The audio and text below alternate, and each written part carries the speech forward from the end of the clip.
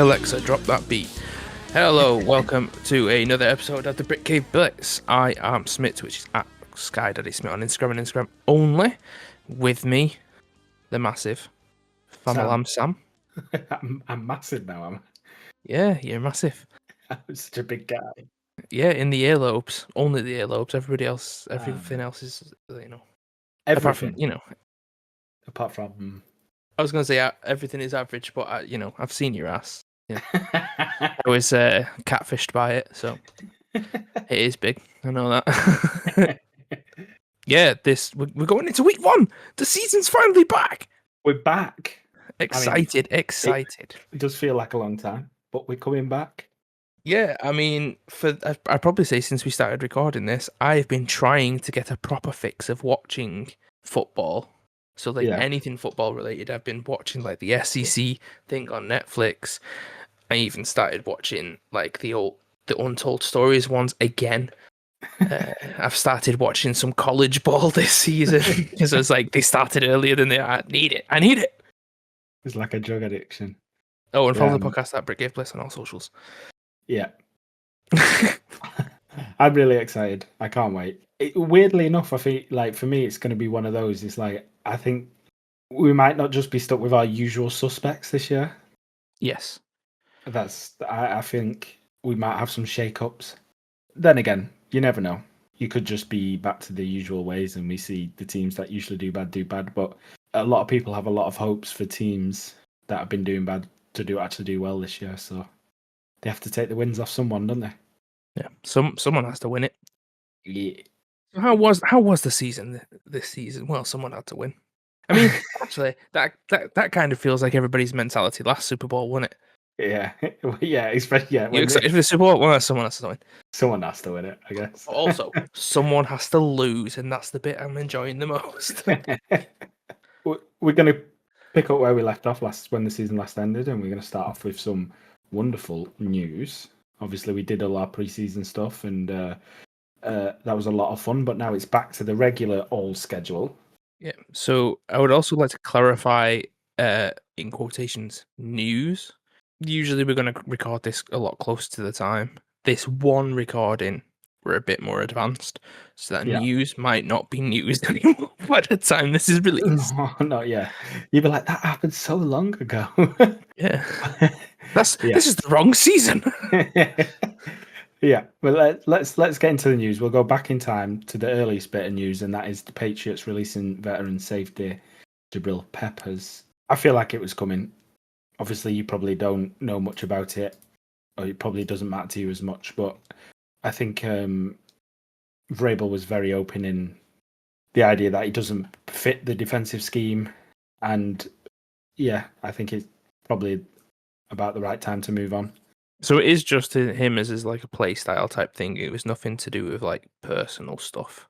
No, I think it was I don't think there was anything that was well, I don't know because he's a veteran guy as well. You'd think he would have been taken up quite fast, but it still seems like no one's.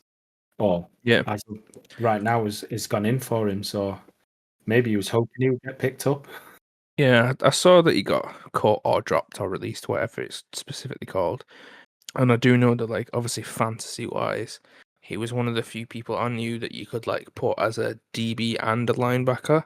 So that, felt... I get it when you're a linebacker and a D lineman, because you're in the trenches. That's kind of similar. But the other thing weirded me out. I think the thing I saw recently was a few things saying, which teams should pick them up. I think one of the options was the Steelers. Yeah. Which, as far as I'm aware, he was a decent player, and like you said, a veteran. With them being a great defensive side, I think they've got younger guys in that position, so he could really make a name for himself there. But apart from that, I think it's going to teams like the Bengals who need defensive help all round. So one person isn't going to change much. Yeah, I mean, he was a good piece. He played on special teams. You could pretty much play him anywhere in the backfield, and obviously veteran presence is always necessary. But I just don't think he fit the new scheme. So I'm I do think a lot of people are a bit like, why has he gone? But maybe it's a sense of like, well, do you want to sit here and carry on playing for us, like riding the bench for us, and potentially play a few snaps, or would you rather us cut you and see someone picks you up? He also did miss most of last season through drug charges, so maybe they just didn't want that type of person around. Oh, He did play much games, did he? I think it was domestic violence and drug charges. So, but actually, I've just seen it. Apparently, it cuts 39 million from the cap, Yeah, that's. I mean, you he was. you were one of the teams who didn't need more cap space. No, he's also he was the last remaining captain from last year. Oh, so all the captains this year are new to not new to being captains this year, but new to being captains this year for the Patriots. Yeah. All of the captains from last year were cut. That or feels have been insane. released. Yeah. It does feel weird that we didn't manage to get anything to trade from him, but I assume it's maybe people are a bit scared of him, shown by the fact that no one wants to pick him up. That's what I was thinking, because if I knew he was an okay player and a veteran, like, because it wasn't a trade, that's why I was thinking, oh, is this a personality thing? And if it is a personality thing, why don't the Browns already have him? They love a questionable personality. And to be fair, looking at him on Google, they're the ones that drafted him in the first place. Yeah, they took him first round overall. Their first round, yeah. Not first overall.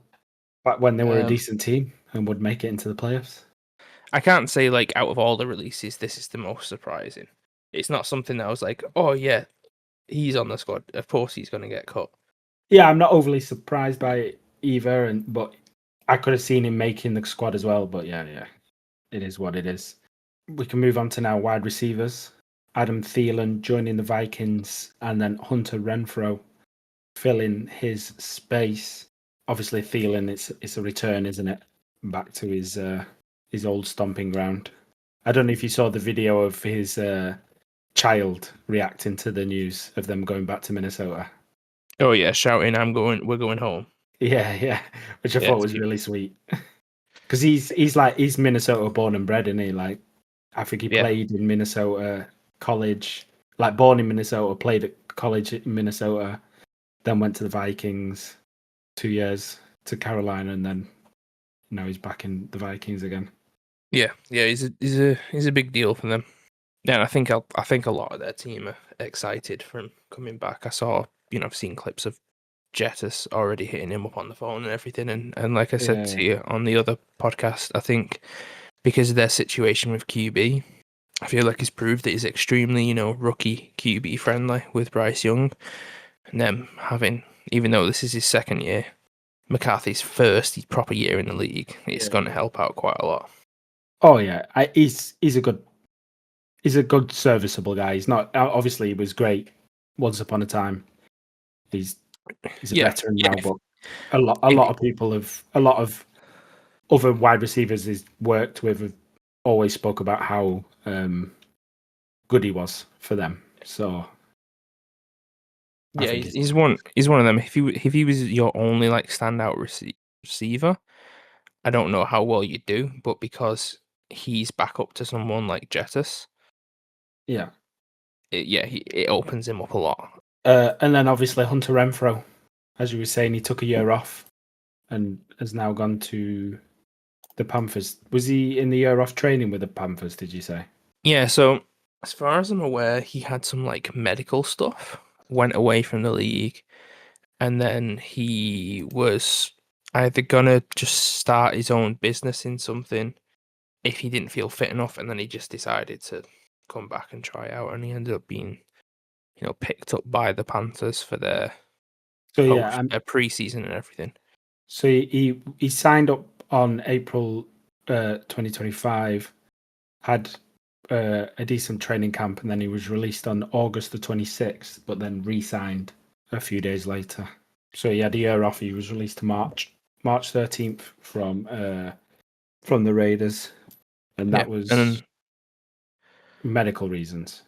As far as I'm aware. Yeah. Or is that what you're reading? No, I'm gonna look now. He was always at the Raiders when he had 1 year where he was pretty good when it, like just before what's his face came, Devontae Adams. Yeah. He had a decent year then, didn't he? Yeah, I mean, I think he's a good player. He's really good at cutting. His footwork's really good. Yeah, he had something called ulcerative colitis, which is a chronic inflammatory bowel disease. Well, I'm glad he's recovered. Glad he's signed for a team. Hopefully, he has a good time at the Panthers. I mean, they're definitely lacking in the wide receiver room, so decent for them, I guess. Yeah, 100%. Yeah, and I mean, their wide receiver 1 probably is going to be a rookie, and their wide receiver 2 is a sophomore, so a bit of veteran help will definitely be needed there. Like we've just mentioned, their wide receiver 2 a couple of days ago was Adam Thielen, a veteran. Yeah. For the wide receiver. Lost him, so they've just kind of not replaced with the same, but replaced with another veteran. So you're not losing any knowledge and skill and stuff. Yeah. But yeah, I'm happy he's in. Yeah, I would like to see Leggett jump up this season because obviously he was a first round pick last year. Yeah.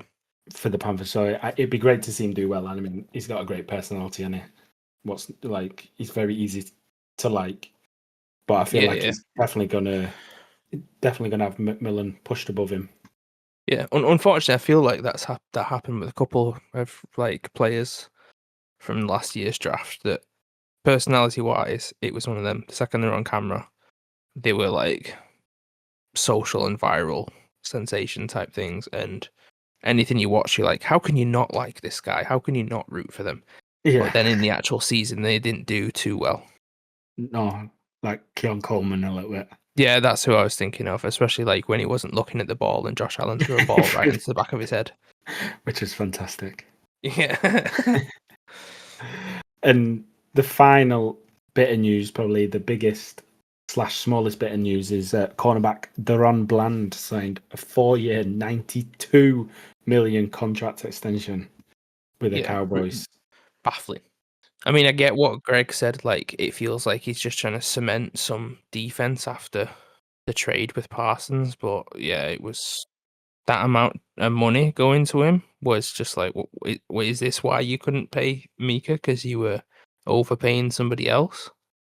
I mean, they were overpaying Dak Prescott, but yeah. So last year he had 41 total tackles, 1 forced fumble, and no interceptions. Yeah, it was the year before, wasn't it, where he had like, because I remember it was the season that Trayvon Diggs was out. Yeah. And I don't even think he was like part of the CB1, CB2, CB3 thing. It was only because Diggs went out that he got some time, and that's when he got like, was it 4 games in a row of ints? Yeah. He got 9 interceptions that year, which is crazy. But yeah, that last year he did basically fuck all. He played 7 games and earned himself a $92 million contract extension. It was insane.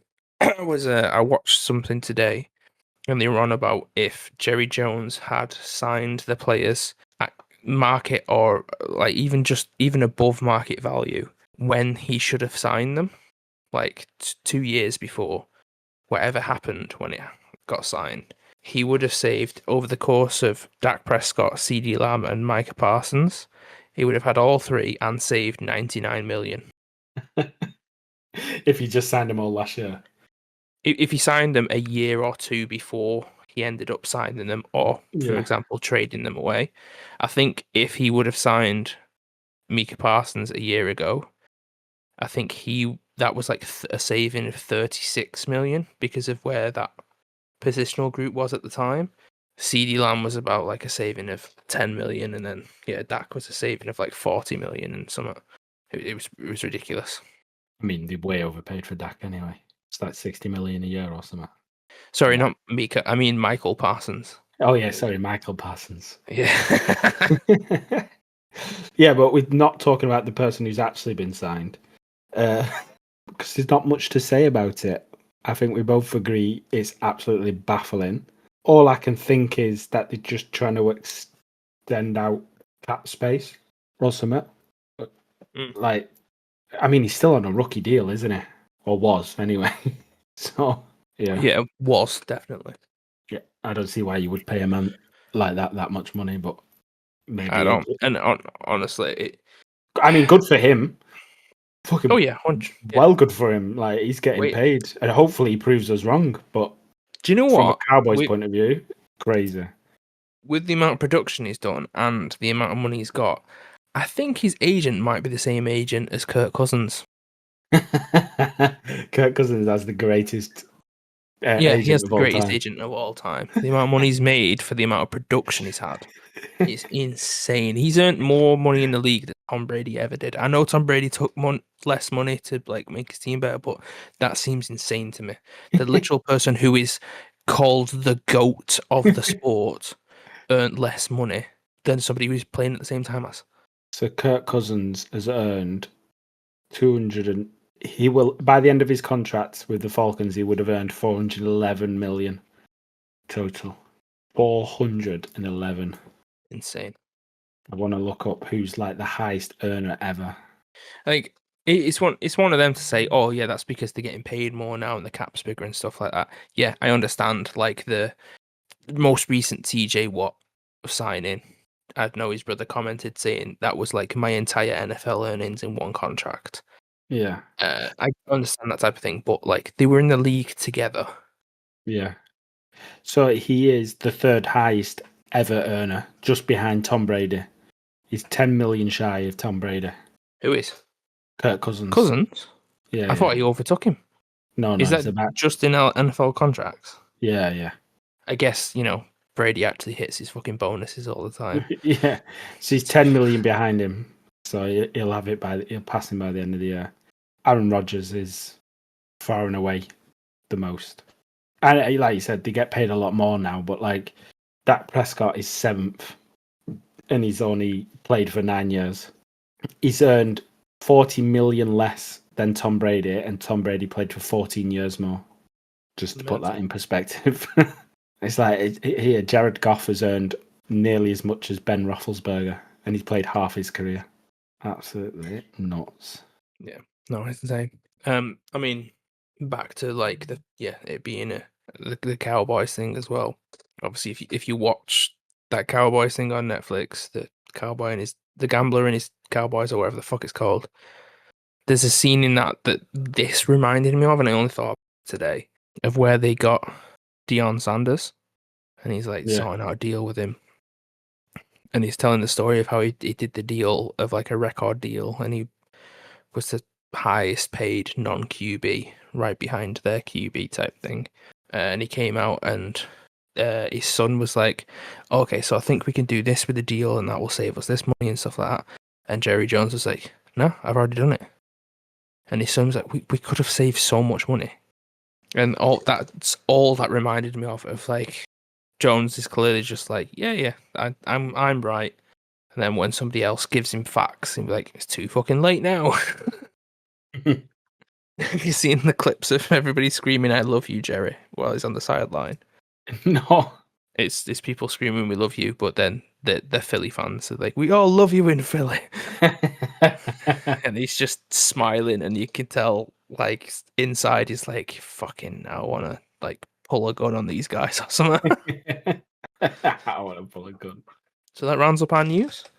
That is the end of the news, which brings us on to week 1. Exciting week 1. Ooh. We'll go over each game. I don't know what that noise was. I turned like whale or something. We'll go over each game, talk them about a little bit, and try to avoid predicting them because we've got 3 games to predict. Yes. We'll put our official predictions on. But let's start us off. 1:20 in the morning. All these will be based on UK times. Yeah, so this is the Thursday game. The Thursday night game. Yeah, Friday for us, 1:20. It is the Dallas Cowboys at the Philadelphia Eagles. What a great way to start, eh? Watching the team get absolutely destroyed. To be fair, actually, I'm going to quickly look up the schedule for last year, because was last year's start the Dallas at New York Giants one, where the Giants like beat the Giants 40-0 or something like that? Is this like a payback year where it happens to the Cowboys? And the Eagles are getting revenge for the Giants, like protecting their. Yeah. Speak, how dare you do that to the person in our division? Oh no! The opening game was Chiefs at Ravens, wasn't it? Where the Ravens almost won. There was a toe away. Oh, not one. Toe away from tying it. Okay, so it was week 1, 2023 season, but it wasn't the opening game. It was the Monday night game of that first week. You know, that's 2 years ago, by the way. Yeah, 2 years ago. What did I say? You said last year. Did I not say not last year? Fair enough. I wasn't listening. Oh, sorry. Did I not say the script? I don't know. I don't fucking listening. Order in the court. Yeah, it was the 2023 season. Monday. I'd say Monday. It was probably like the late Sunday night matchup, and it was on a Monday for us. That's what. The fucking Cowboys went 12-5. And then, was that the same year that they couldn't get the spike off to end the clock? Yeah. What a year! What a year for them, the idiots. I think Ravens were like the number 1 seed when then Lamar had that really shit game against the Chiefs where he threw that pick in the end zone, like to a man in triple coverage. Do you remember that? Possibly. Like the same game where he caught his own pass. I think so. Receiving Lamar Jackson 113 yards, target 1. Yeah, so yeah, I think that was that game. Yeah. Against the Chiefs. Yeah. It was it wild card? No, it wouldn't have been wild card, would it? It was the AFC Championship. Oh, so the actual championship game as well. Yeah. Amazing. Yeah, it was definitely this game. He had, I think he had 2 interceptions. Yeah, no, 1, just 1. One. He got sacked 4 times. Yeah, he just threw an absolute like terrible interception into like I think it was maybe Flowers in triple coverage. Was this I think this was the year one it where Flowers caught a pass and then stood over somebody and they like flagged him for taunting. Yeah, and was it not the same one where he dropped the ball at the line? Yes, yeah, same game. It was just a massive fuck up. Yeah. But anyway, we're not talking about the past. We're talking about now, the present. I mean, technically the future, but the present. It's a gift. And that is Dallas at Philadelphia. Yeah, oh man, yeah, Eagles are gonna tear shit up. Yeah, I mean, they didn't have a hot start last year, did they? But they also kind of ended the season badly, didn't they? The year before. Mm-hmm. Like they started off really well. They won like 2023 won quite a few games. Then had a really bad half for the final season, and then started last season off pretty bad, but got really hot towards the end. So maybe they're now doing the reverse. Yeah, maybe they'll start this season really hot. Maybe. Yeah. I was just looking at the injury reports then, and I was like, oh shit, Landon Dickerson is still on the injury report. So is Tanner McKee, and so is Andrew McCuber, and so is Devontae Smith. When did they return? Oh, the day of the game. Okay, never mind. Yeah, of course. Of course. All right. Oh, who doesn't return? Willie Lampkin, the guy that they stole from the Rams, other than being a decent person with the unspoken rule. They love a small centre though, don't they? Yeah. Undersized, yeah. should I say, not small. Yeah. How dare you? I think he's about my height, or maybe like a slightly smaller. I don't know how tall I am. I tell people I'm 6'7". You're almost there. Yeah. By about 4 foot. Yes. Well, yeah, Eagles are going to destroy in this game. I mean, didn't pick this one as prediction one because it's fucking easy to predict. The thing is, I do. I said this before. I do think the Cowboys are going to look a lot better this year. Offensively, obviously, they got rid of their main defensive piece, and I said that stat to you, didn't I? I'll say it now. I think with Micah Parsons on the field, they were the best team in the league on EPA per play with Micah Parsons. like lowest EPA. EPA is expected points, like per attempt. Mm-hmm. And then when Parsons wasn't on the field, they were the worst in the league. Yeah. So shows how important he was for him. But so yeah, I think they're really going to struggle on defense this year.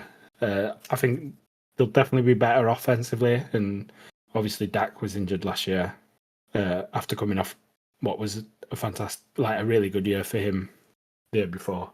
But yeah, the Eagles will win this. Easy. Oh, yeah. Do you think that this is going to be sort of like the Super Bowl, where they're going to pound some points into the game first half, and then either at the start of the second half or maybe like for the fourth quarter, they're going to put backups on? I don't see people putting the backups on the first game, just because obviously you want people to start getting match fit, in a sense. Mm-hmm. So like get them as much snaps as possible. Obviously, you still want to protect them from some kind of injury, and you might put your backup running back on to run a few reps, make sure he's like, when you do, you only care about getting 3 yards rather than ripping off a 70-yard touchdown. But Yeah. I don't see them replacing their O-line, for example. Yeah. Just I mean, because the more practice, the better, really. I was just looking at the depth chart then. For a start, running back Javonte Williams, and then second string, third string, both questionable, and fourth string IR. But it was just making me laugh that the starting goal line, 60% are called Tyler.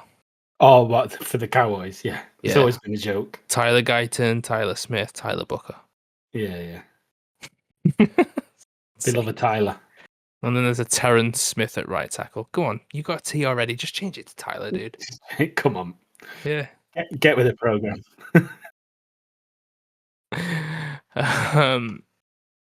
Do you think, I think the most dominant thing about the Eagles is that defensive line? I think that the Cowboys have a decent O-line. Do you think it's enough to give Prescott the time to just throw it? Because I don't know how much they're actually going to be relying on running the ball. Oh, they're definitely going to be throwing it a lot more. I mean, with the signings and everything like that. I don't think the defensive line of the Eagles is going to be as good as it was last year. I think they're going to struggle more. I think their defensive coordinator is smart enough to be able to pull pressure from pretty much anywhere anyway. Yeah. So, I mean, we'll see. The Cowboys have always had a decent O-line anyway, haven't they? So, yeah. Right, enough of that game. Get your sunglasses on. Yeah, Friday night game. Get your beach gear on, because we're doing a week 1 travel to Brazil. Last year, get your wellies on. That pitch was terrible. It was terrible. Yeah, but that was week 2. This is week 1. True. We move forward now. Oh, so in week 1 is it the dry season, but week 2 is the wet season? Exactly. Okay. We're watching Kansas City play. It's at Chargers. Obviously, it's in Brazil. At the Sao Paulo Chargers. Exactly. I think this could be a weird one. I don't know. I do like what Nick said when he was talking about the Chiefs, how he thinks that they might go more of a, instead of just holding out and just winning games by a score, they might try and put their foot down and go like, this is us, we're going to beat everyone by as many points as we can. And obviously they still have Mahomes, and they're always going to be the Chiefs. I think they might struggle this year. The same joke, but if you're trying to put you down in that stadium, you're not going to go far. And the way that Isaiah Pacheco runs, honestly, if you just give him the ball in that first quarter, he'll ruin half the pitch. Half it will just be turned up. But yeah, I mean, I do care. I care that the Chargers win this game. I care about seeing both teams proper identities for the first time this season. Yeah. I'm not I think too bothered about who wins this, but it does seem like we've said about other teams, whoever wins this first divisional matchup feels like they're going to have the better better go with it the next time round as well. Yeah, I agree. It's I mean, the other thing that's not going for the Chiefs is obviously tight end Travis Kelce didn't have. He was still like the highest targeted person on the team. He didn't have the best year last year, but he's only getting older. So is he going to still like? I can't really see him improve. And then Rashee Rice is now suspended. So your wide receiver 1 is Xavier Worthy, and your wide receiver 3 is Juju Smith-Schuster. Yeah, he definitely seems to thrive a lot better when there are other targets out there who actually pose a threat. Yeah, It's just like when the receivers weren't there, Kelce was the threat. So when they put 2 tight ends on, and Noah Gray was getting a lot better yardage. Yeah, because they're concentrating on covering Kelce. Yeah, I do think they might struggle, and obviously Pacheco wasn't great after he returned from injury. Whether he's picked back up and found his form, we'll have to wait and see. I do think they'll struggle this year. Possibly, but And you know what? I was going to say, let's hope they do well. No, I don't care. the thing is He deserve a bad season. For both of these teams, they both have obviously amazing coaches. Definitely. So I don't think they're going to do bad, just for the simple fact that their coaches will be able to make something out of nothing. Yeah, pretty much. Strategically win this. Yeah, I think the winner, the team that wins this, it'll definitely come down to the coach. Big coaching. Definitely. That's a good way to think about it. So shall we move to the Sunday matchups? Yes! And the first Sunday matchup, or as it's shown on ESPN, is your team, Atlanta, playing Tampa Bay in the Mercedes-Benz Stadium. Yeah, why did you say it that way around? Was it just because it's my team? Because I wanted to say your team first. Okay. Yeah, the Tampa Bay Buccaneers are traveling to the Atlanta Falcons for a fucking ass whooping. This is what I like to hear. Yeah, well, it's week 1. No Tristan Wirfs for the Bucs. I don't think they've got their starting tight end, Cade Otton. They're missing. I know they've got Mike Evans. They've got Chris. Have they got Chris Godwin back? I mean, he's still down as questionable, so okay, we'll see. Well, he's down as questionable, but they've still got Mike Evans, and then they've got their rookie that they've picked this year, Hegbuka. But they don't have McMillan, who I think they either picked last year or the year before because he landed on his neck in the preseason. So I'm not sure what they're going to be. And then because there's no Tristan Wirfs on that tackle position, is this a game where we can show off our new defensive players, and 2, will it give them this absolute confidence boost that helps them through the rest of the season until for the next 3 games, and then we have a bye week and everybody loses that adrenaline, and then we just fuck it for the rest of the season. You said previously about your worry about obviously Penix being left-handed, and you now got quite possibly the worst right tackle in the league. Is that still a worry? I know we've not moved on much since we last had that talk, but I mean, yes, that is still a worry, but I'm hoping with because he's as far as I'm aware, he's technically in his sophomore year, the guy that we've got. Gerald. So I'm just hoping that he doesn't have to be great as long as he's average, because of the players that we've got. Even if it just means a quick dump off to Bijan, that'll be enough. I mean, you have a lot of talented players, don't you? We've like Robinson, London, Kyle Pitts. Obviously, is going to have an amazing year this year. Like he does, he's predicted to do every year. I mean, I do like Darnell Mooney as well. He's a great wide receiver too. Very fast. How long do you reckon Penix will play before Kirk Cousins takes his place? Oh, Kirk Cousins is another lad back in that spot. He's not. I reckon I want somebody to need a QB, get rid of Cousins, and then we bring in. Do you remember the QB who was the best QB in the AFC North? Kenny Pickett. Kenneth Pickens. Oh no, Kenny Pickett. Yeah. No, I don't want we bring him. I don't care. No, like we just bring in somebody to back him up. Who I think we got rid of Easton Stick. Sorry, what did you just call me? We got rid of Easton Stick. I don't know what that even implies. That was calling you. I just feel like you made a name up. No, he was a backup for the Chargers last year. I know we lost Heineke. Yeah. So maybe that would be a shout, or maybe whoever is it McKee, the Eagles backup who's played actually decent games in the preseason, someone like that. Yeah, you're keeping Kirk Cousins, buddy. No one's taking him. I don't want him. I'm so sick of him. I don't like it. I really don't like it. I think you took a huge step forward on defense. Obviously, you've pretty much kept all of your important plays on offense. You've only improved on defense. I think you're definitely going to be ones to watch. However, you do end up being very mediocre. Like one thing we struggled with on defense is stopping the run. You also struggled on rushing the passer as well. So, is there anything you could do? Yeah, but even when we rushed the passer and then opened up the middle, like the parting of the Red Sea.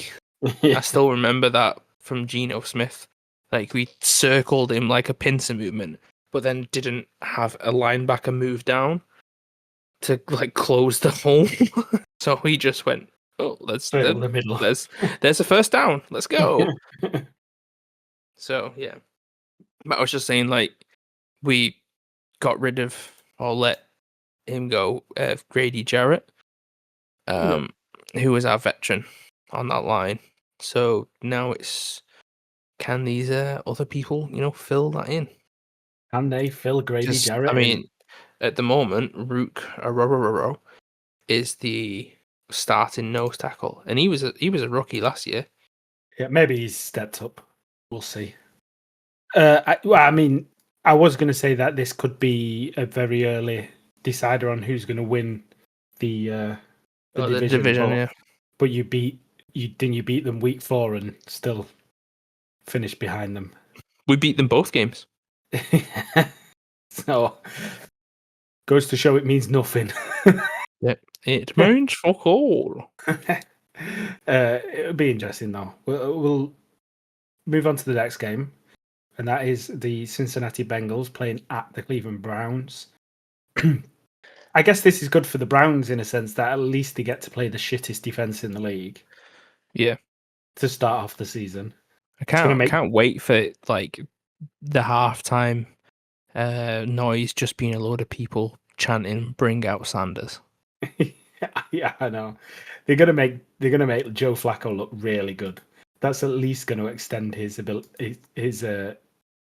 QB1 for a couple more weeks when he puts up 400 yards on the Bengals.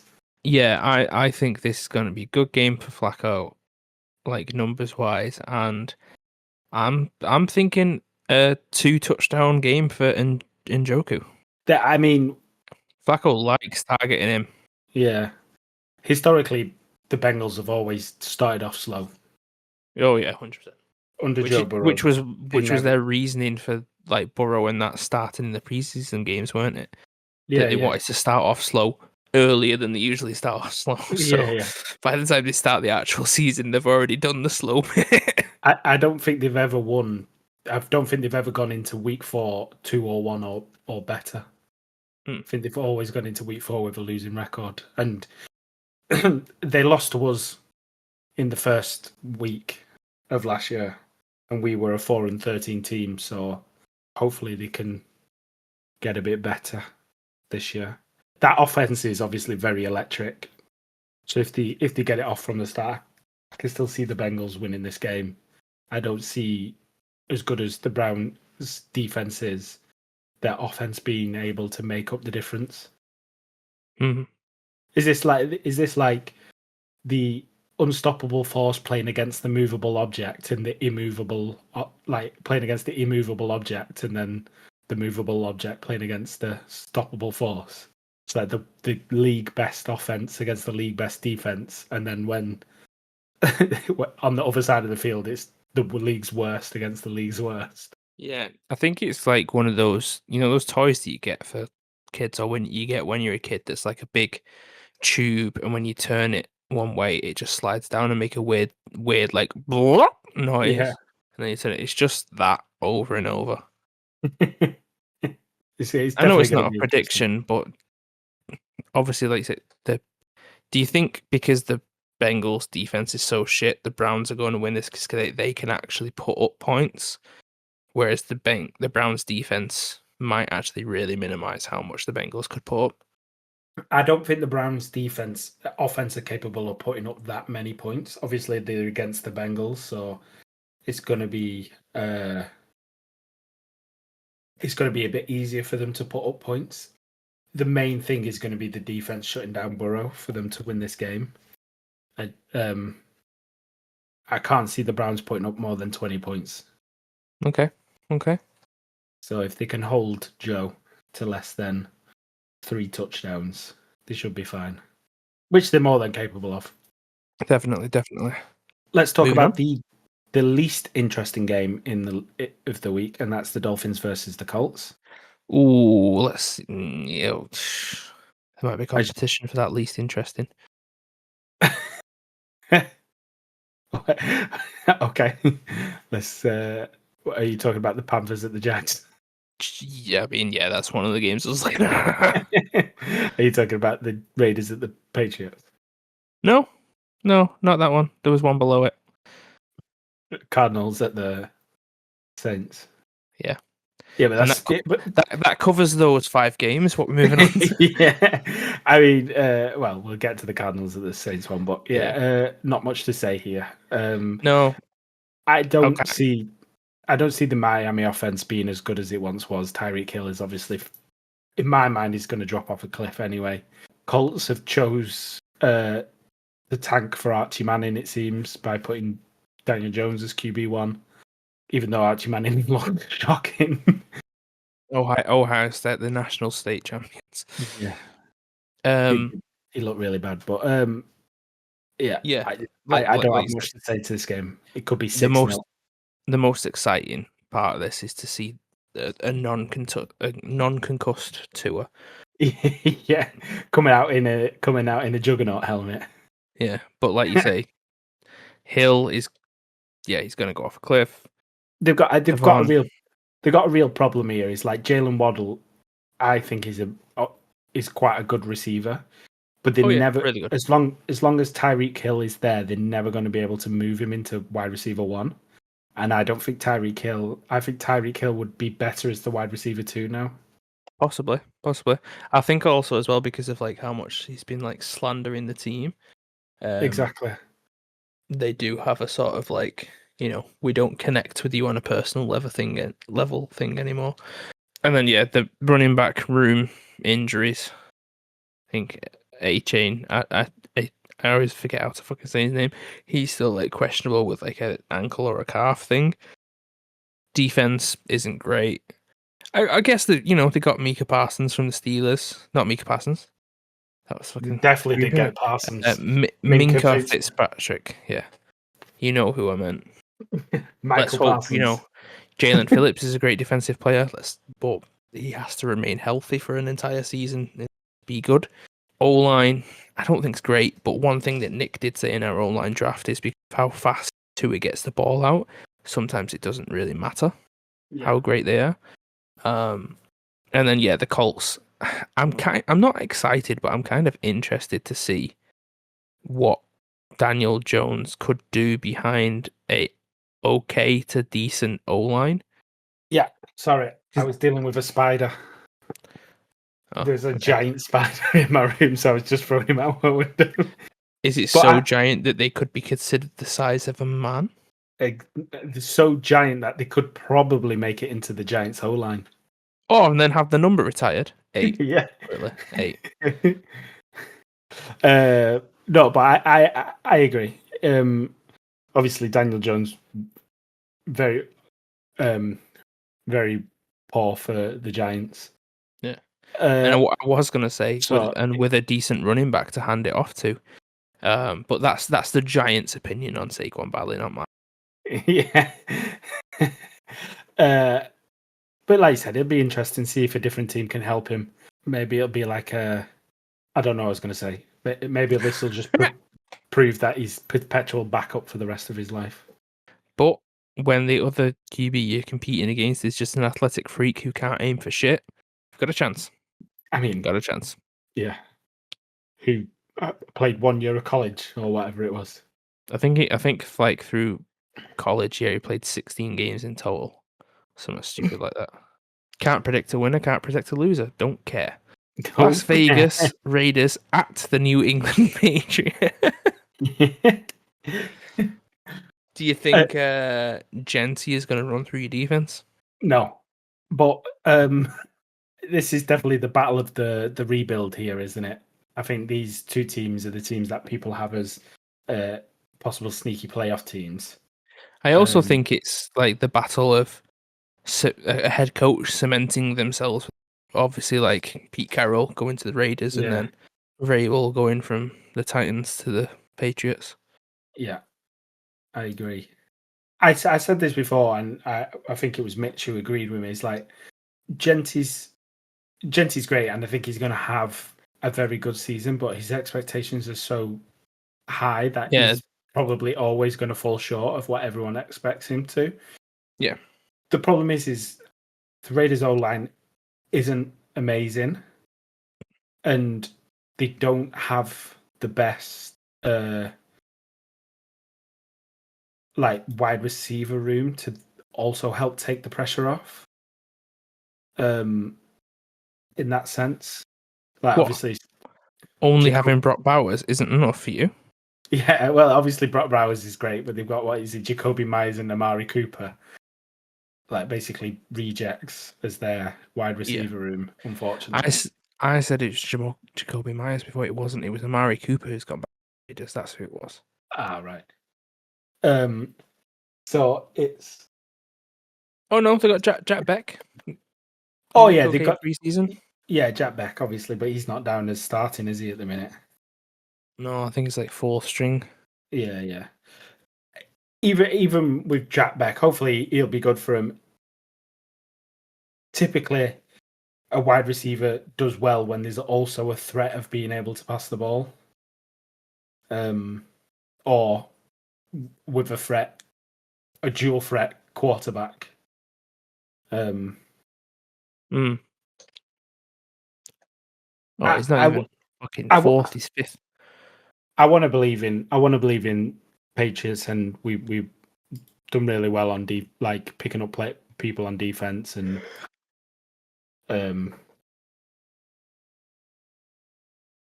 yeah, I don't see. I could be really wrong, and he could absolutely tear us a new arsehole, but I just don't think that that's going to happen, unfortunately. So just because I've looked at the depth chart, what I would like to happen is the Raiders wide receiver 3 Trey Tucker get injured because Ashton Genty is the 2nd string punt returner. I want to see him return some punts. Yeah. I want to see him return a punt, get it down, and then go out to the sideline and say, "No, you're still also our RB1. Get back in the Yeah. After he's just been absolutely laid out flat. Yeah. It turns out he was on the. He walks over to the Patriots sideline and no, you're not with us. Get over there. Yeah, he goes over for a break, and Pete Carroll looks at him. And he's like, "You want me to put Mostert on the field?" Seriously. I mean, I really do want Genty to do well. I just don't want him to do well against my team, please. Yeah. No, I get you. I just want them all to break their legs. Do you even play us this year? No, you're just an evil bastard. I'm really excited to see our new look offense. Obviously, improving the line a little bit. Hopefully, improving because obviously our main piece is a rookie. Pretty much brand new wide receiver room. Apart from Demario Douglas, still a starter. Stevenson will obviously start and running back, but excited to see Trayvon come in as our third down back. Yeah. It's going to be really interesting. I think it's going to shine a lot of light on what you can expect from both of these teams for the rest of the season. Yeah, a bit like the Chiefs and the Chargers game. Like I said before, I'm excited to see the identities of these teams. Yeah, like it almost feels like week one kind of still doesn't matter, even though it does. Yeah, because we don't know what to expect yet. But after week one, we'll have a bit more of a vision. We're like, okay, this is what we're expecting. This is what needs fixing. We know this is good. Yeah, but yeah, just because it's your team, do you think you guys can hold it out? Like, yeah, I was going to say, but then again, last year we did beat the Bengals, and pretty much everyone thought that we might go on some generational run, and then we stunk up the gaff. But yeah, potato to tomato. But yeah, I do think we will win this game. Decent. We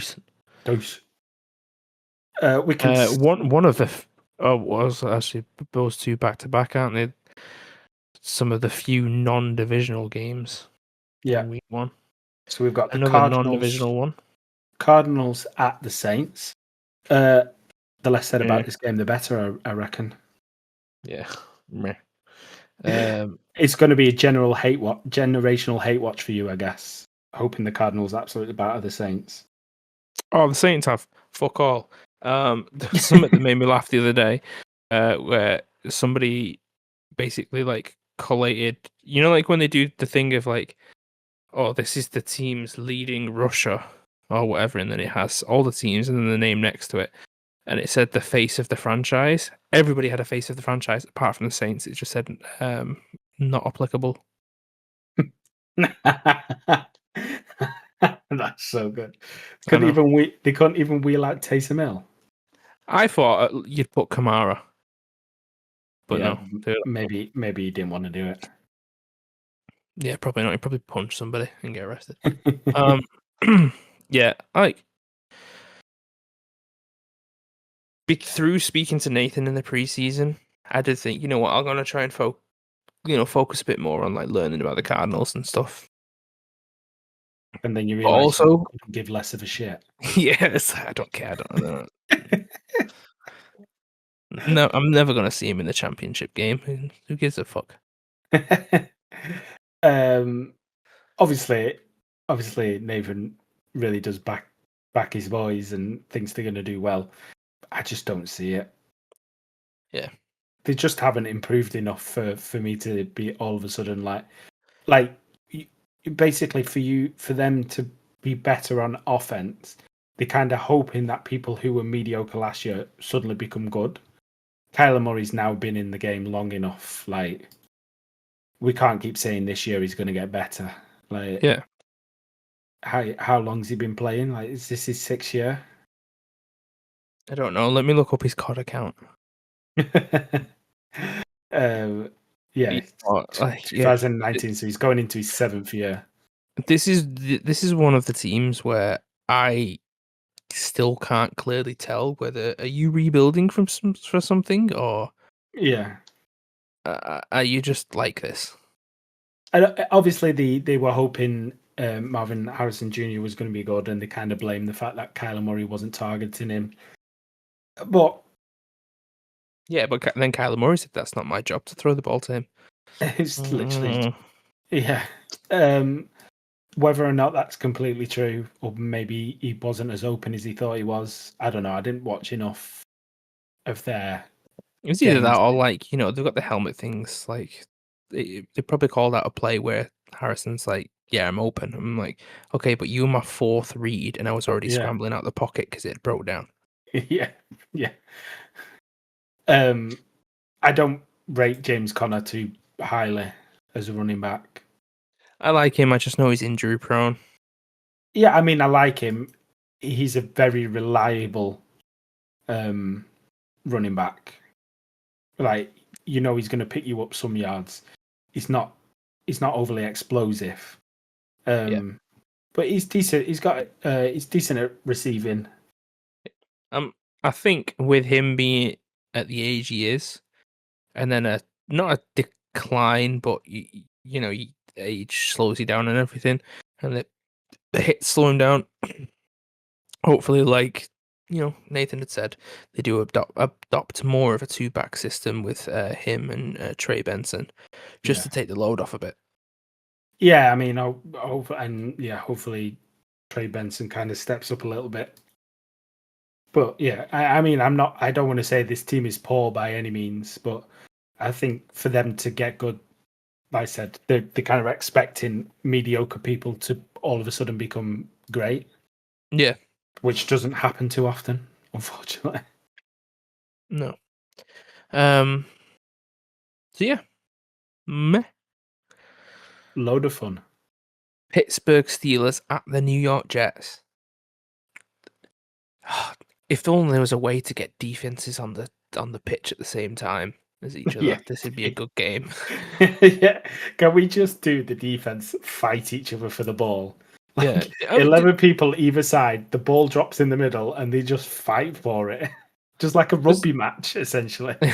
Does this count as a revenge game for Justin Fields? I guess it does. And does it count as a revenge match for Aaron Rodgers?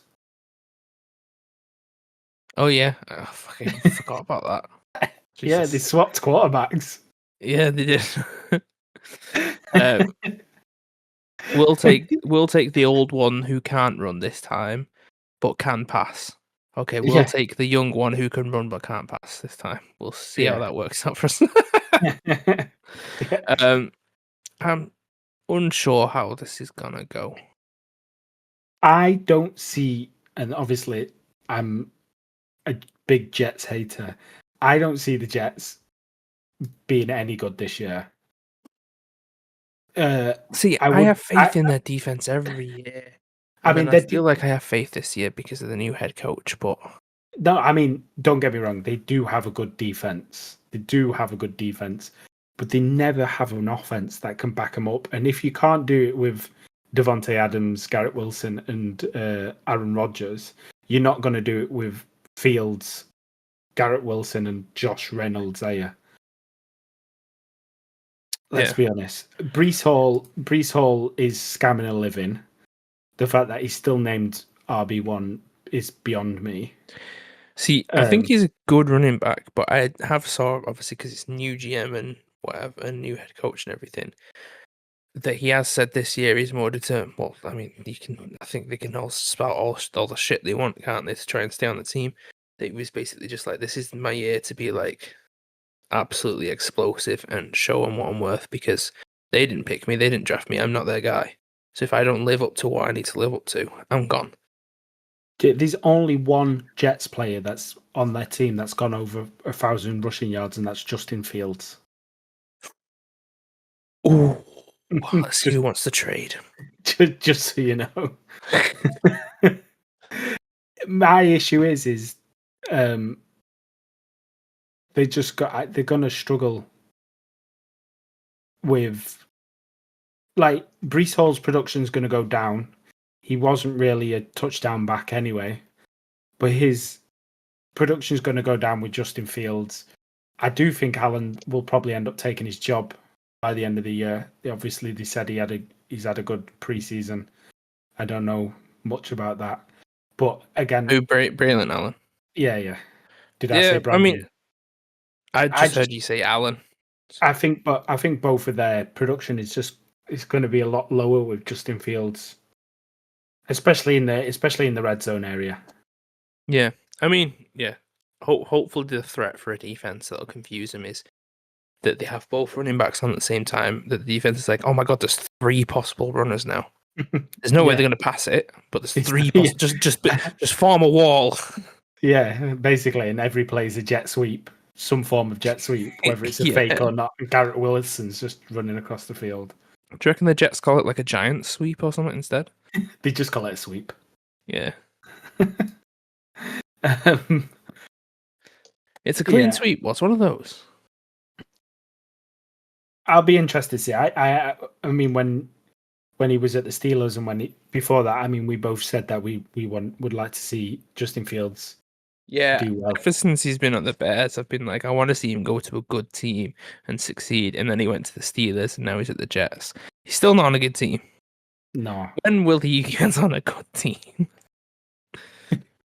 but we'll see. I think this is a bit of a don't do it here. You're going to be a backup kind of job for him, but at least he's getting paid for more. Yeah. I mean, out of the NFC North quarterbacks that were leaving at the time, I was so excited for Fields to come to us, and then we got Cousins instead.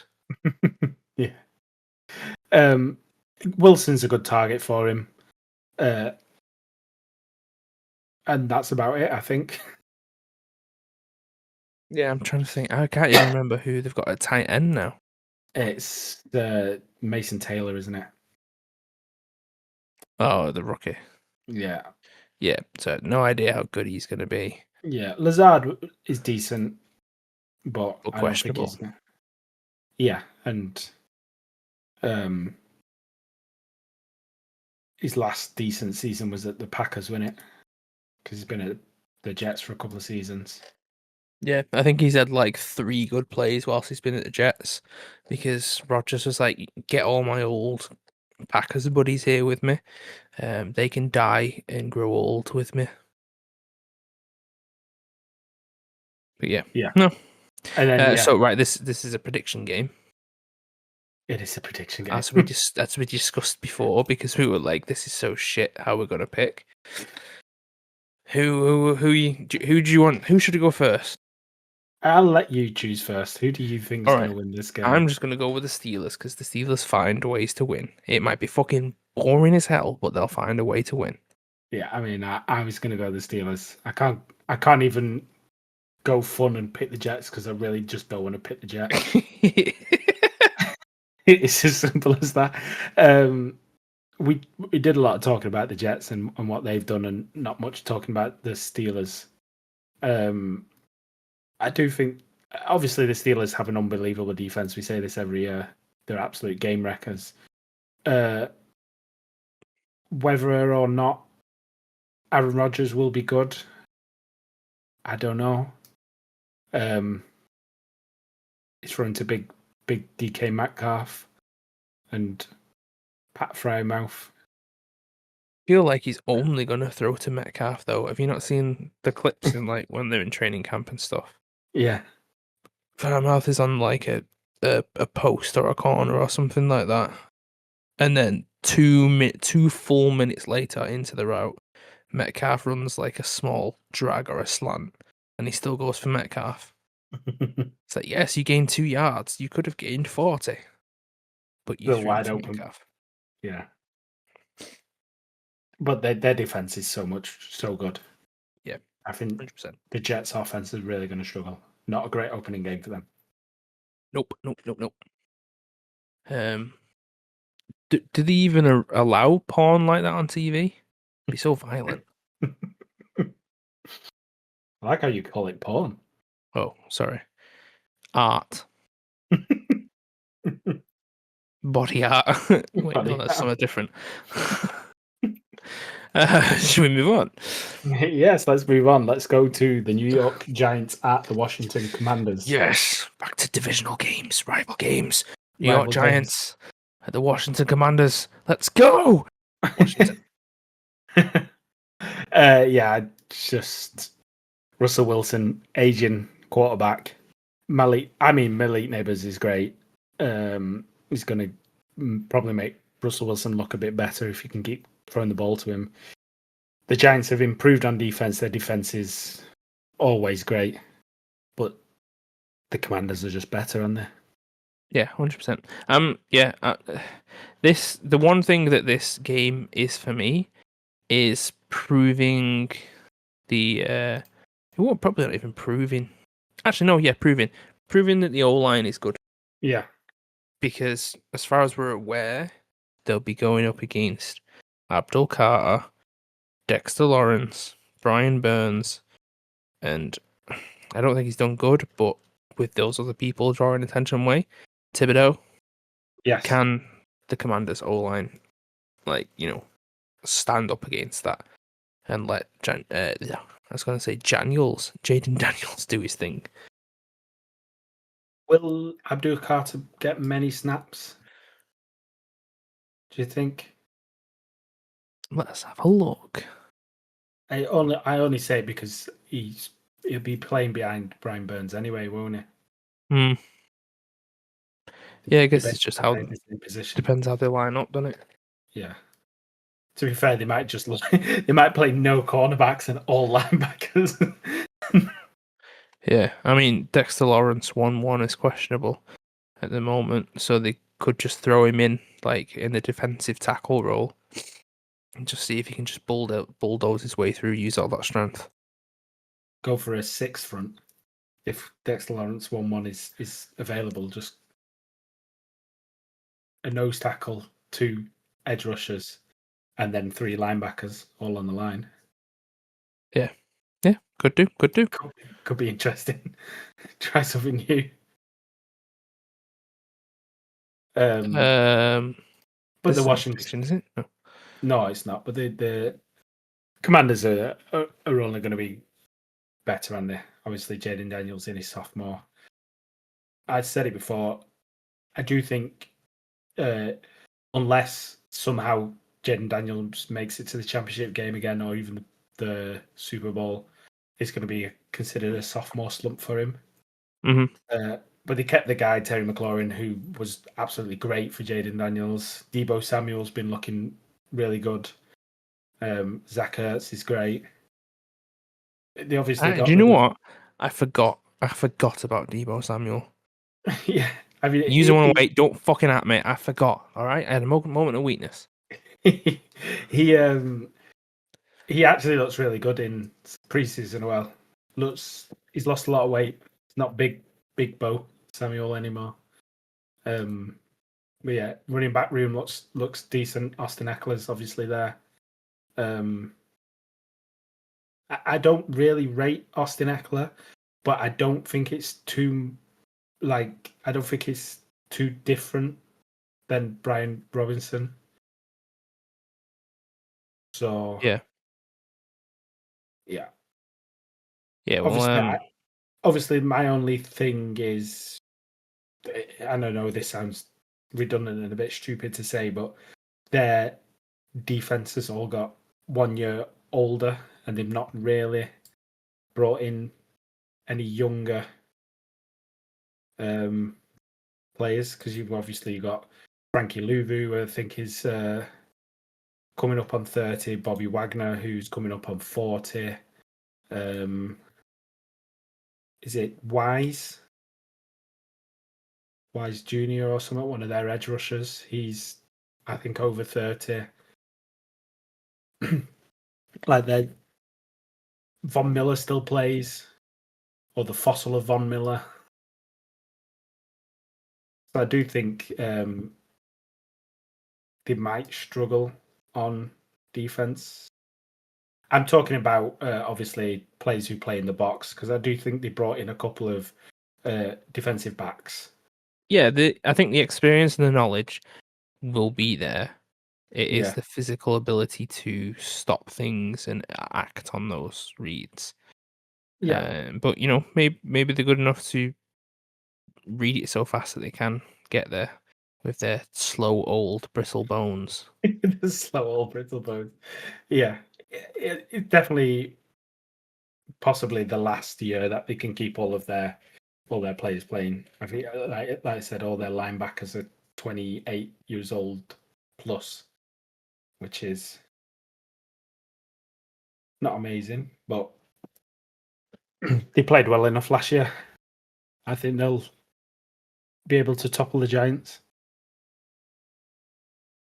Yeah, easily. And yeah, hopefully. Do we even know who's starting QB wise? Or Russ? For Giants, yeah, it's Russ. Yeah, I mean, yeah, I kind of hope they go down quite fast. So then they put out some pieces and we actually get to play. Well, we get to see Jameis play. That's all we can hope for, I guess. I said rookies. I want to see the rookie. I want to see some Dart. I want to see some Scatbo. But yeah, I would also like to see some Jameis. Who doesn't? Exactly. He's a rookie, Maybe isn't they would like to trade for a certain Kirk Cousins. he? We'll take Jameis. Yeah, I'd fucking take him. I'll be very, very shocked if Cam Scabo sees the field. Oh, you don't think they're going to share the field, him and Tracy? Well, they've got Singletary before Scabo. No, So why would they not? I don't think Singletary will get more reps than Scat. I think you're going to be wrong. Rat-a-tat-tat. I think you're going to be wrong. Well, He barely next played week during the the Carolina preseason. Panthers at the. He barely played in the preseason.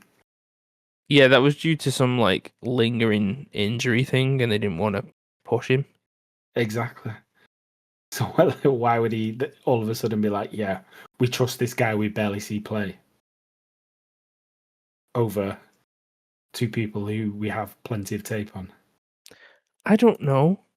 They're idiots. The Giants are 3-0, by the way. Ooh. So far. Ooh. Won all the preseason games. So technically they're top of the standings. Nice. And the Commanders lost all their games.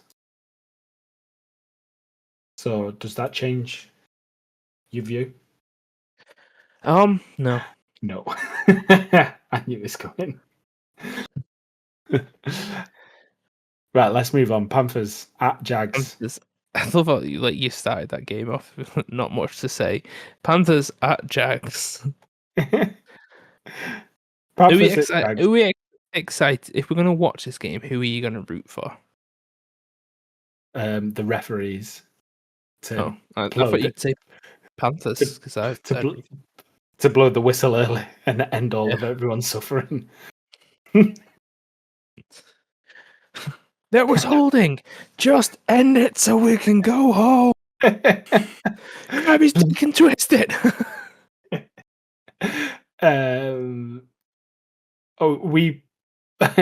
We both agreed last year that the Jags were an extremely weird team, which was pretty much the only way we could describe it. The thing I am obviously excited to see is Travis Hunter and how he is utilised on both sides of the ball, if he is utilised on both sides of the ball. Yeah. He's obviously down as their wide receiver 2, isn't he? So he's definitely starting on offense. We'll have to see how he will start. Like if he will start on the defense as well. Yeah. I feel like they're gonna switch up between games. Do you get what I mean? So one game is going to be more offense heavy. Yeah. And the next game is going to be more defense heavy. Possibly for what? Let's say the first 4 weeks, and then they sort of secure which area they're like, well, okay, we want to go for this one consistently. Yeah. This one consistently more. Yeah, I think he's going to struggle to play both sides of the ball consistently. He's going to put a lot of wear on his body, and he might not even make the end of the season. But I am very interested to see how he plays. Trevor Lawrence is in that weird part where everyone still rates him really highly because he's obviously great in college, and he's not played enough bad seasons for people to be like, yikes, maybe he's not that guy. He obviously had a bad injury last year. I just don't. He's not been great, has he? He's not lived up to the hype that everyone was expecting of him. Not at all. Especially in the division that he's in. Yeah. When they got him, they should have started running that division, and they haven't. They've took so long to even be okay that the Texans were like, all right, now it's our turn. Yeah, exactly.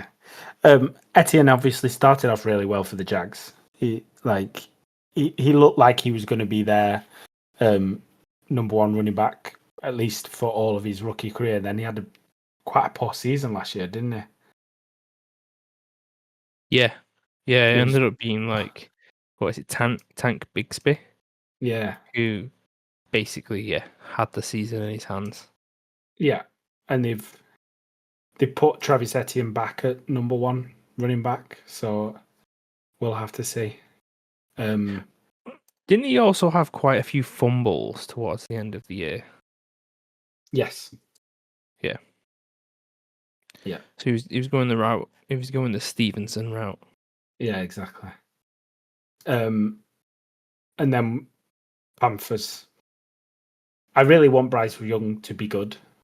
Yeah, he's another one. Like it. Like this is why I said, if you were watching it, who would you support? And I feel like, as much as they're in our division, I think it's mainly because I'm not threatened by them, but I'd support them. Oh yeah, I mean, I would pick the Panthers. I would want the Panthers to beat the Jags, 100%. Obviously, Chuba Hubbard had a standout season, or Chuba Hubbard had a standout season with him last year. Yeah, And looks he to earned a only new get better. contract from that season, didn't he? Yeah, exactly. Jonathan Brooks is still dead. Whether will you ever see him is yet to be known. Maybe Tetro McMillan will be good. He's got a bit of a punchable face, though.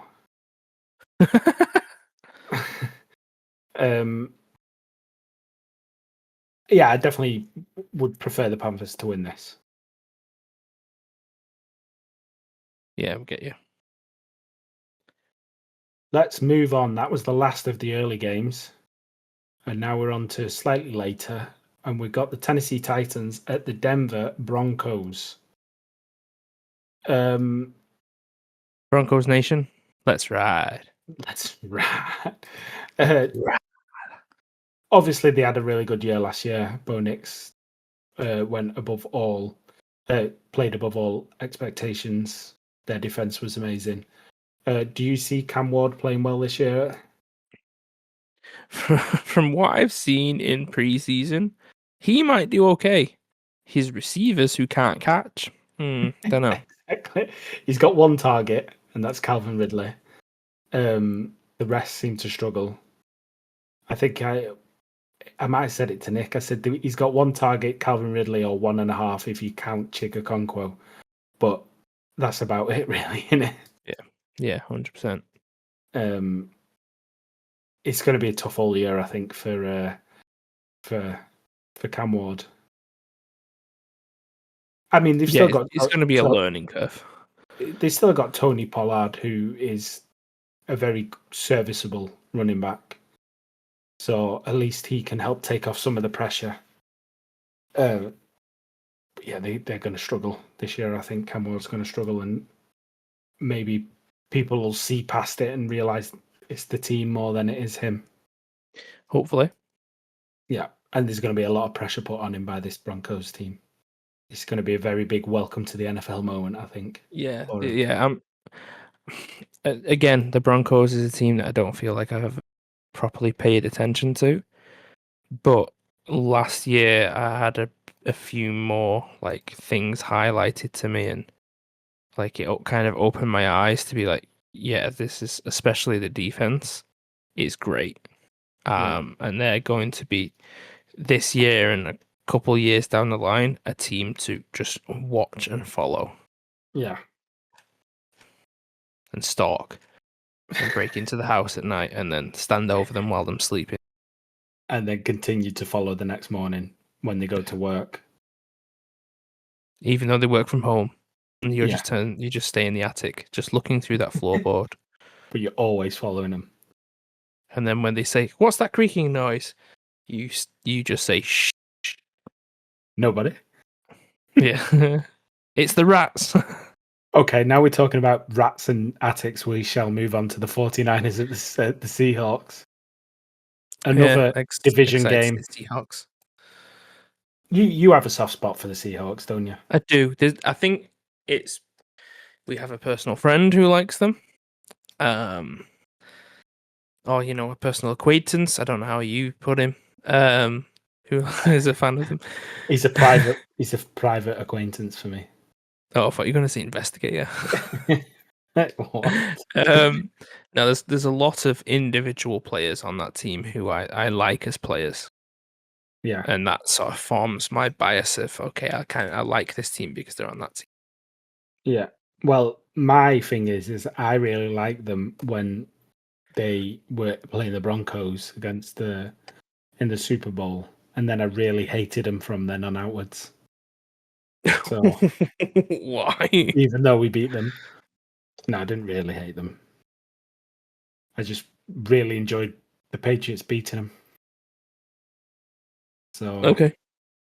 yeah, I don't have so much of a soft spot as you do, but yeah, they're a good team. This is going to be a true test for the 49ers, I think. We're going to see whether they're going to be able to hang out this year after what was a really poor showing last year on their part. I feel like half the team is red text, isn't it? Basically, I think like 90% of the team are either suspended, on IR, or out, or questionable. So, oh yeah, we'll have to see who gets to play. Ridiculous. It's insane. Yeah. It's like half the team is dead. Yeah, I think they technically have like a 70-man roster because the how many do you have on IR? Yeah. I'm a huge fan of Christian McCaffrey. I really enjoyed him on the Panthers. I've still really enjoyed him when he was playing for the 49ers. So I am hoping he comes back and has a great season. Obviously, that injury really, really ruined him. He's probably one of my favourite players I've ever watched. So I'll be very excited to see him return and hopefully have a good season. Yeah, no, I get that. Yeah. And obviously, he's a huge piece for Brock Purdy, even with their wide receiver room being pretty much skeletons and bones at this point. He makes a huge difference for that team. Yeah, I was gonna say this is either gonna silence people or make people louder about Brock Purdy, where they're like he's just a system guy type thing. Yeah. So yeah, this year's going to be a very defining year for that team as a franchise. Definitely. I wouldn't want to predict this game. Are we predicting this game? No. Well, then let's move on to the Detroit Lions at the Green Bay Packers. This one's a prediction game. Yeah, it is. This is going to be a very, very interesting game. A really interesting game. Obviously, the Packers have now brought in Michael from the Cowboys. Yeah, Michael Parsnips. I don't really rate their offense. I think it lacks a bit of bite. With we don't believe in having a wide receiver one. They take that to heart because every single player on their team is a wide receiver too. It's not like we've got so many good receivers we can't pick. It's more like we don't have a good enough receiver to be a wide receiver one. Yeah. And I think Jordan Love is a bit overrated. Do you think him as a player is overrated, or do you think he's more overrated because of the way that the Packers are with QBs, where everybody's like they're great with QBs because they literally have a dominant franchise player, and then like draft his replacement, and then that's it for the next 10 years. I do think that's the case. Definitely, I do think that's the case, and I do think Jordan Love is capable of maybe getting there. He just makes some boneheaded mistakes. Mm-hmm. Like some of the interceptions he throws sometimes, and you look at him and you're like, "Oh my God, Jesus Christ!" And when you compare that to like what Aaron Rodgers, how protective of the ball Aaron Rodgers was, it makes a huge difference. And yeah, they pay him a lot of money for Jordan Love, a lot of money for not really. I just don't think he deserves it. Maybe he'll prove me wrong. Obviously, if their defense is going to be as good as everyone predicts it to be, now that they've got Parsons in, they obviously have a really good secondary. He might not need to be that good for them to win games. Yeah. However, they are coming up against the Lions, who were hands down the most exciting team to watch in the regular season last year, until obviously the playoffs when Jared Goff decided, how can I lose this game by throwing 4 picks? I think it was more like, oh, I've not thrown to him before. I know he's not in our kit, but I want to be known as the guy who spreads the ball.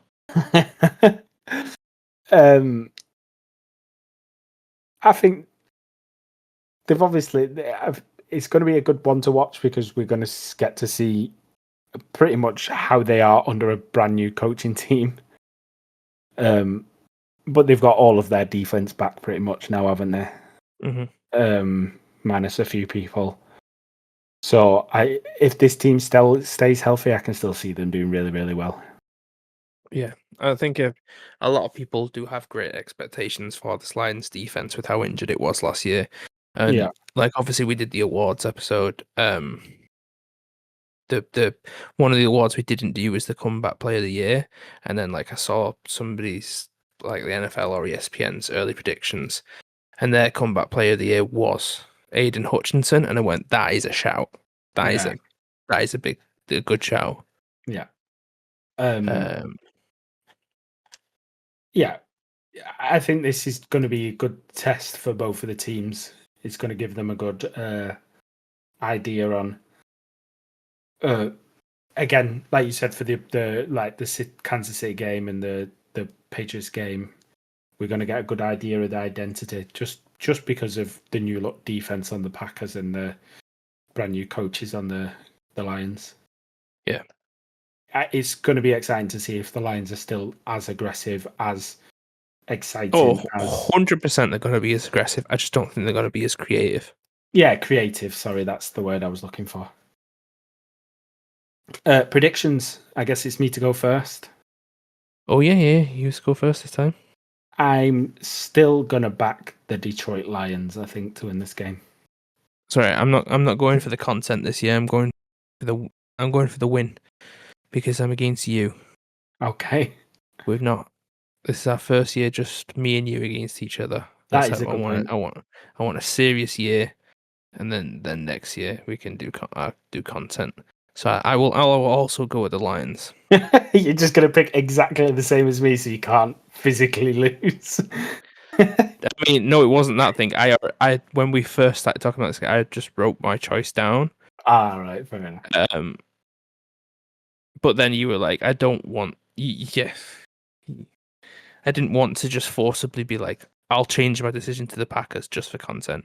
Yeah. I want to go through where I actually think he's still going to win. Yeah. Okay. So we both picked the same teams for both games so far. That's so interesting.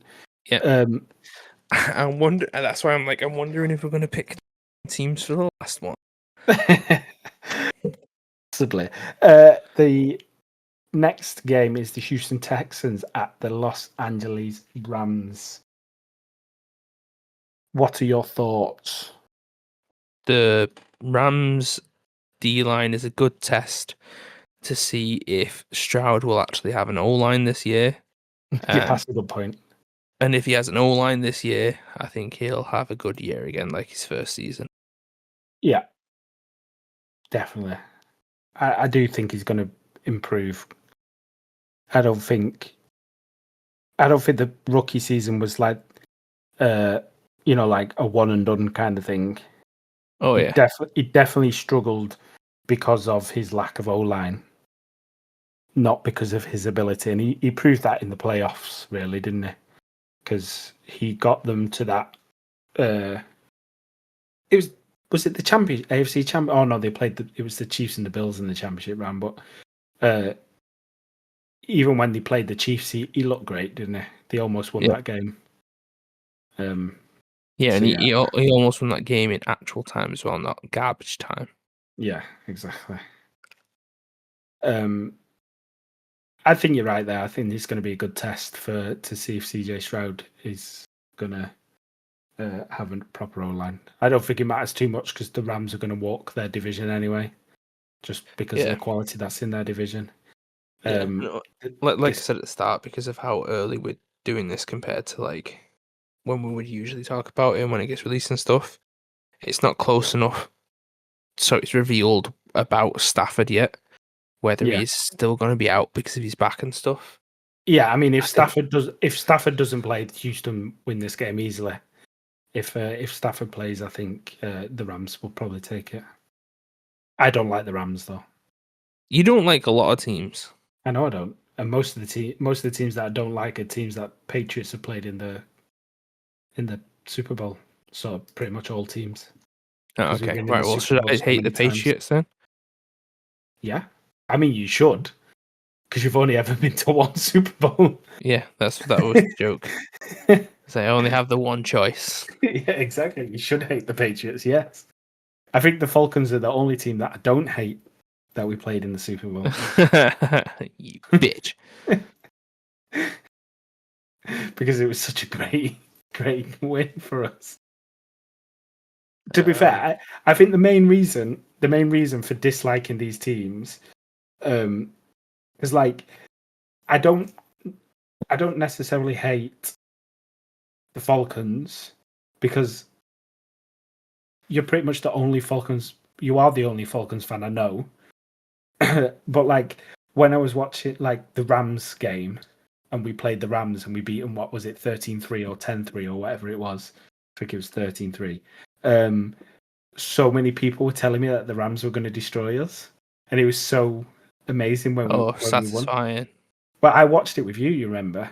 And we was in that bar and I was the only one in a Patriots jersey and everyone was booing me. Do you remember? Yeah. So it just like it's kind of more it's less of a hatred and more of a like haha. It's less of a hatred, it's more Nelson from Simpsons. Yeah. And it's the same with the Seahawks thing, is like obviously the Seahawks were amazing when they beat the Broncos. There was talks about them being the next dynasty and all this kind of stuff, and then we shut that down. So haha.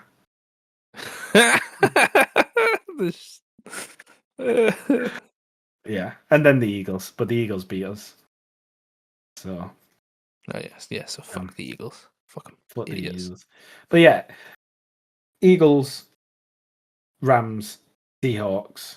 They're the ones that I dislike outside of. Oh no, Broncos, obviously. Yeah. But then the division rivals. You can't like the teams in your division, can you? No, definitely not. Anyway, that's enough of Houston Yeah. the Rams. What are we talking about? We can now move on to the Ravens at the Buffalo Bills. This is the Monday night game, or the early Monday morning game. Sorry. This is a prediction game. Yes. This is our final prediction game. Are we going to have early game of the week possibilities here? MVP winner versus MVP should have winner. MVP runner up. Yeah. Is that what you meant to say rather than should a winner? I don't think that's ever been said as a thing. Yeah, but it was the MVP. He had it stolen from him. Usurped. My crown, my beautiful. Well, he had the MVP before, and everyone said he should have won it this year, and they gave it to Josh Allen, so he had it stolen from him. He was the should have winner because he should have won. By the way, I'm going to put this out there. I don't believe that at all. I think the rightful winner won.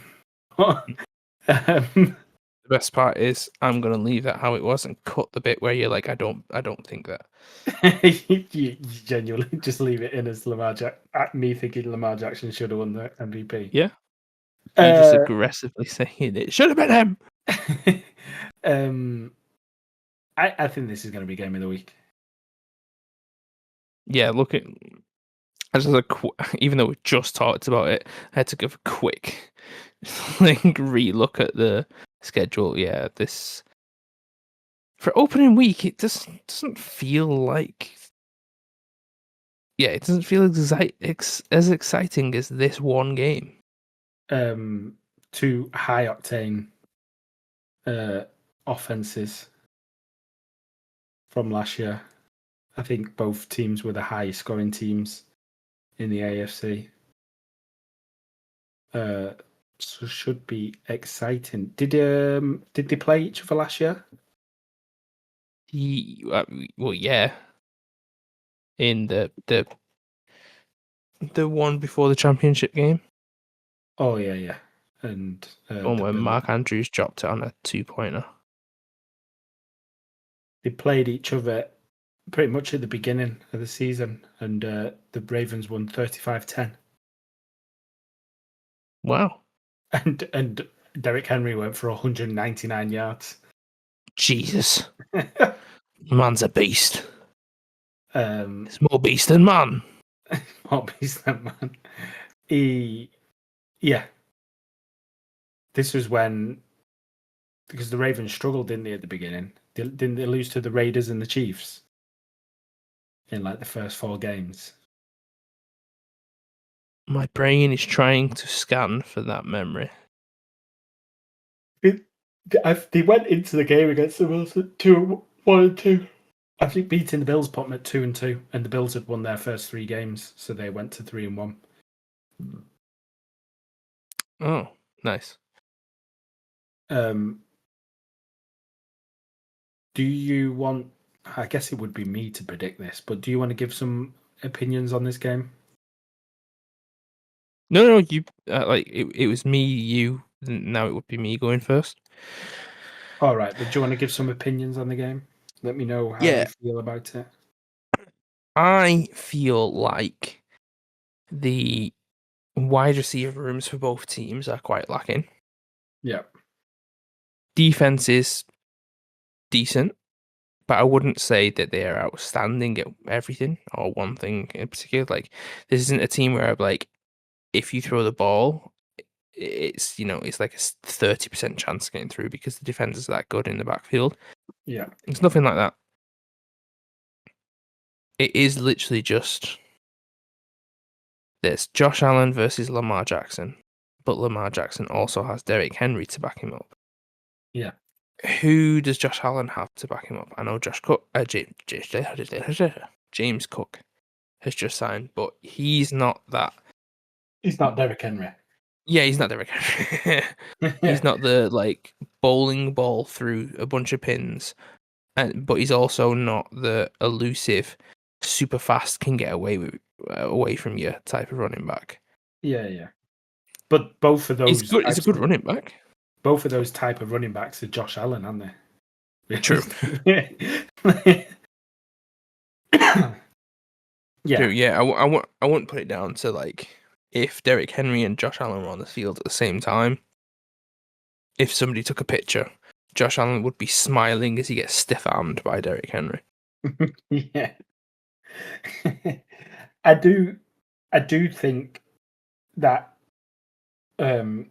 Lamar Jackson does have the slightly better group around him. I don't think it's great. And I do think Lamar Jackson definitely elevates that team. Oh, I mean, don't get me wrong. Derrick Henry is great. He's unbelievable. And they've got a somewhat decent O-line. I think the Bills' O-line is slightly better. But I do think the wide receiver room and the running back room or the skill position is better than what the Bills have. I get what you're saying. but it's for you to predict first. Okay. Since it's at Buffalo, I'm going to go with Buffalo. Okay, I'm going to go with the Ravens. You absolute content whore. And the Ravens is who I wanted to go with first anyway. I do, and this is tough for me to say, because when I was naming the teams that I hate, I forgot to say the Ravens. I do prefer the Bills to the Ravens. I think the main reason that I've never had a problem too much with the Bills is because we've never both been good at the same time. So when we were good, they were never a threat, and then when they've been good, we've never been competing. So I've never had too much to worry about with the Bills. And even then, we would still pull off ridiculous games where we only run the ball and still win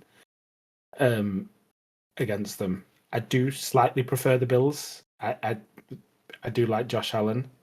I just think the Ravens are the more complete team, and how many games a year can they win just based on Josh Allen basically being Superman? Yeah, true. if they manage to beat the Ravens, I would predict them to go 17-0 because they just don't have the best team, do they? No. I definitely think this is their toughest matchup, and we've said it. Both of these teams are now like it's now or never, really, isn't it, for them? Yeah. For some, like, if I was to say who's more than ever, I would feel like the Ravens are more now or never.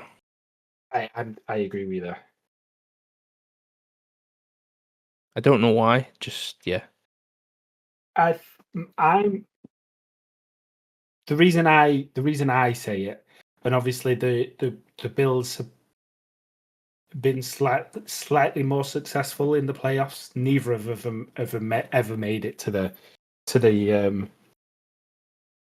Super Bowl, so it's hard to say one's been more successful than the other. But and like people still hold that like the Bills are a great team, but the Bills are the great team because Josh Allen makes them a great team. Yeah. And if they don't do well, like it's not all Josh Allen's fault. Whereas I feel like when the Ravens do poorly, Lamar Jackson gets a lot of that blame. Yeah, I get that. So it's kind of now or never in his career type thing, where it's like people might stop rating him if he doesn't make it this year. Yeah. Not that that'll make him a worse player by any means, but yeah, we'll have to see. Who have we got next? We have for the final game of the week, it is the Minnesota Vikings at the Chicago Bears. Another divisional matchup. Is there much to say other than the Vikings should destroy the Bears here? Yeah, not really. Nothing else. Nothing else to add. I agree with that statement. The Bears have obviously improved, and I think Caleb Williams is probably going to have a better year this year. I don't mind the Bears team. Hopefully, Rome Odunze comes back from the injury and is great. They've obviously added Joe Tooney to the team. Was he at the Chiefs last year? Tuna, yeah. Yeah, and he played for the Pats as well. He came from the Pats, but he's a great. He can play pretty much any position on the line. So that he's obviously been good for him, and they definitely need to improve that O line to help Caleb Williams more because Caleb Williams loves to hold on to the ball. Hopefully he's learned better nowadays. I just don't know if they've made enough improvements. But then again, everyone predicted last year was gonna be their comeback, and then what was it, like 5-11 or whatever, 5-12 they finished, wasn't it, or something like that? Yeah. I think the second they drafted Williams, the whole hype was this will be our first 4,000-yard passer, which also is is crazy to say. Yeah, like no one's gone 4,000 yards. It's crazy. We'll see. Hopefully, he'll have a good year this year. I mean, it's wild to think that if they do improve, like they could improve to 10-7 and still not be anywhere near the top of their division. Yeah, that's very how true. Competitive their division is. Like they could literally be 10-7 and finish last very easily. Yeah, that's so insane that you can be 10-7 and be like, all right, well, 6 of those 7 losses were divisional, so you have to be at the bottom. Exactly. Like very easily. Like that 10-7 will be a good year for them, but they could still finish fourth easily just because the other teams will predicted to do so much better. But I think the Vikings should still take this. I'm very interested to see how JJ McCarthy obviously does. I said it previously. He was definitely in a much more run-heavy offense, and this is much more of a passing attack team. Yeah. But he could have improved. Definitely. Yeah, I mean, look how what's his face did. What's his face? What's he called? Young? No, their quarterback last year. Vikings. Oh, Sam Darnold. Sam Darnold. Yeah. T-Oaks guy. No one rated Sam Darnold, and he looked amazing last year. No, everybody thought the Vikings season was over, and then they were in competition for the first seed. Yeah, exactly. And they obviously he was thrown to ghosts in the playoffs, but in the regular season he looked great. So what's not to say that JJ McCarthy can't repeat that? Definitely. Like I said at the start, especially with like Thielen coming back, very rookie friendly. Yeah, and you could put the ball anywhere. If it's towards Justin Jefferson, he'll make an attempt at getting the ball, make a play at the ball anyway, won't he? So not even make attempt. He's getting that thing. He's coming down with it. Yeah, it doesn't matter. I'm sure he's got like webbed hands. Yeah. It'd be very interesting to see. Nice. Well, that rounds up the week. It does. Yeah. That is every single game. And the bye is not playing. I know. Week fucking lazy pussies. Bastards. It's like they get a lie in. They don't have to start till week 5. Yeah. Yeah. Excited for this week? Oh, 100%. I can't wait. I'm just excited for football to be back. Yeah. No, I get it. I mean, like, college is getting me a bit hyped, but it's not the same. Yeah. Also, I don't know how many college games I've either watched fully or watched highlights of on YouTube. I don't know how people follow college football. There is so many teams. Yeah, so many. I think you just pick one and just follow that division, don't you? Yeah, true. Because there's 4,000 different teams. So I'm just gonna ask: is the one game this week? I mean, we've kind of already said the Ravens and the Bills will be the standout game of the week. Is there one other game that you would be like, if you're gonna skip everything or want to watch one other game that's not your team, who should that be? What game will that be? I was hoping you weren't going to say that's not your team. If you want if you want to feel if you're feeling a bit stressed out and you just all you want to watch is someone have a worse time than you've had this week, I would recommend watching the Philadelphia Eagles absolutely roll over the Cowboys. But for me, the game to watch is going to be the Lions versus the Green Bay Packers. Nice. Yeah. And then is there any games that, like, if there's somebody getting into the sport, I think they should just avoid and just be like, look, don't watch that. That's not football. Don't watch the Panthers versus Jaguars. If you're going to pick a first game to watch, don't watch that game because you'll not like football for the rest of your life. Even if you're a Panthers fan or a Jags fan, just don't watch that. Watch the other game. Please. Yeah, please. For the love of God, watch something else. If you want to watch quarterbacks running into the back of their row line and fumbling the ball, then that's the game for you.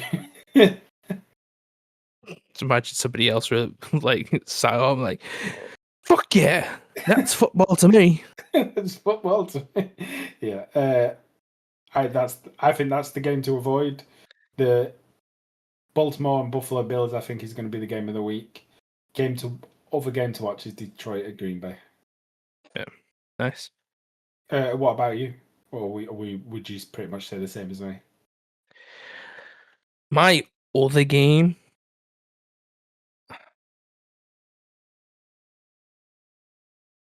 Do you know what? Actually, I think I would go with the Texans and the Rams.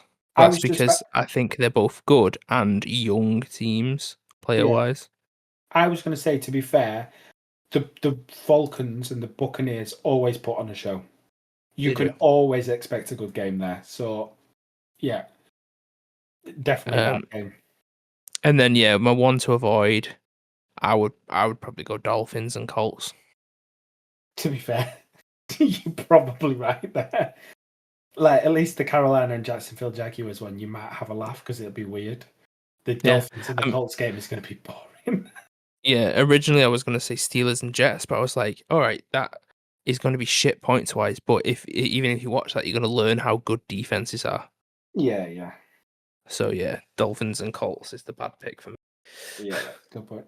To be fair, I think you made the right choice because I completely forgot that they were playing each other. That's how shit that game was. Spoke about it 20 minutes ago, but completely forgot it exists. Yeah, no. Yeah. So they go. There's 2 games to avoid. If you, if you want to watch them and be like, this isn't the sport for me, let's go to basketball. yeah. If you want a reason to not watch football, watch one of those games, and they'll give you plenty of reasons to not watch football. Yeah. If you have a talkative wife, who's like, you know what, I'll get into football with you. What should I watch? Tell them to watch that, and they'll be like, I'm never watching this sport ever again. It don't matter how much I love you, I'm not touching that game. Yeah, and then you can watch it on your own. And then you get your peace and quiet. But yeah, that rounds up week 1. Just a very, very quick predictions thing.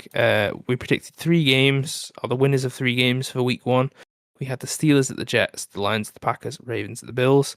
Steelers at the Jets, we both went Steelers. Lions at the Packers, we both went Lions. And then Ravens at the Bills. I went with the Bills and you went with the Ravens.